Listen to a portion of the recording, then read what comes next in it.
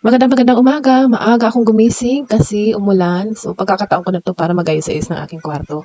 Ang hirap mag-ayos kapag po ang weather natin sobrang init, sobra talaga ang humid dito sa atin. So, sinamantala ko ng mag-ayos kasi 'pag ganyan na umuulan, may tendency kasi may portion dito na baka matuluan ako. So, in-adjust ko lang yung ating bed. Tapos yung altar ko, nilagay ko muna temporarily dyan sa may cabinet.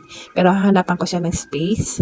So medyo ano lang, natarantalan ang ng konti ang inday, ang inyong kasimple kasi nga umulan. So pagkakataon na para mag-ayos at maglinis. So yung altar na yan, temporary lang yan. Ilalagay ko yan malapit din sa akin. So para lang maayos ko, ma-move ko yung aking kama mula sa gilid, papunta na naman dumalapit sa bintana. At tayo ay makapaglinis, makapag-ayos. Although nag-iingat tayo kasi nga may mga natutulog pa. So ingat na ingat ako dyan na wala akong magawang ingay.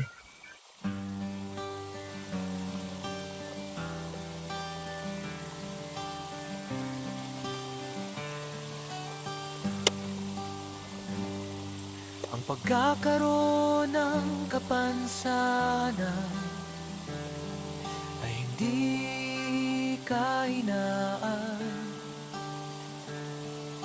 Ito ay patunay ng lakas na hindi nakikita ng lahat. Maaring iba ang takbo. Yan, malakas yung ulan. Dinig na dinig sa aking background ang kalakasan ng ulan. So, meron dito isang radyo. Luma na to.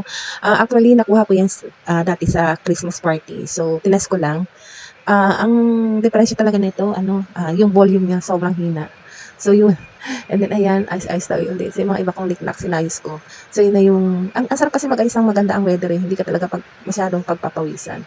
So, ayan, isa-isa ko na nilabas muna para makita ko paano ko imumove ang ating kama mula sa gilid papuntang gitna. Malapit na po ito sa may pinaka-bintana ng aking kwarto. So, habang ako ay nag-aayos-ayos diyan at ako ay nagpapainit na rin ng aking tubig para habang tayo nag-aayos at tayo ay nagkakape na.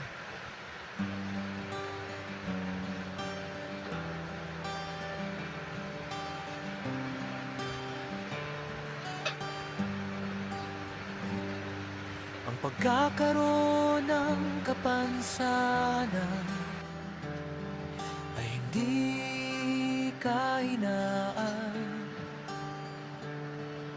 Ito ay patunay ng lakas na hindi 'Di ba ang lakas ng ulan? Dinig na dinig po sa ating background. So, pag ganyan na malakas ang ulan, masarap magkape habang tayo ay gumagawa at naglilinis. Alam niyo, ingat na ingat ako habang ako'y gumagalaw diyan. Ayoko talaga makalikha ng anything na puwedeng pagmulan ng paggising ng aking mga kasama dito sa bahay. Nagulat ako biglang umulan. So, habang 'yan naman ay, mino-move ko, dahan-dahan ko po talagang binubuhat ang kama hangga't maaari tapos ina-adjust ko siya. So, malapit na siya sa may pinakabintana.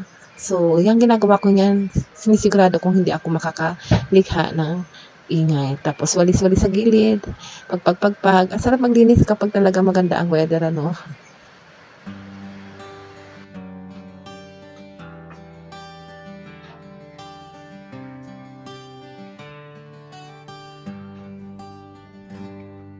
ang pagkakaroon ng kapansanan ay hindi kahinaan.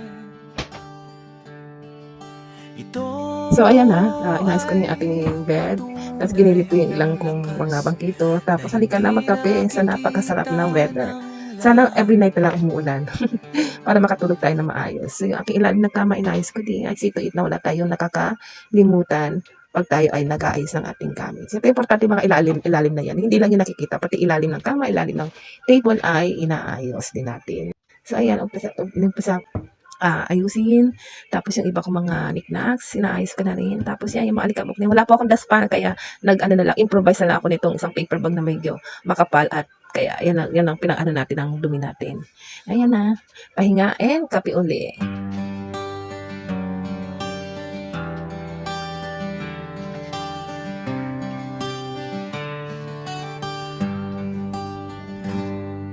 ang pagkakaroon ng kapansanan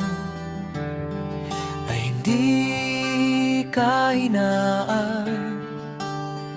So, ito na ang ating kwarto. So, na medyo gitna ng ating kama doon sa may pinaka-bintana. Tapos, yan yung space na tinanggalan natin. Tapos, ito na yung mga iba kong gamit. Medyo magulo pa. So, hanggang dito na lang muna. Bye-bye. Mag-ingat po lahat. Bye-bye po.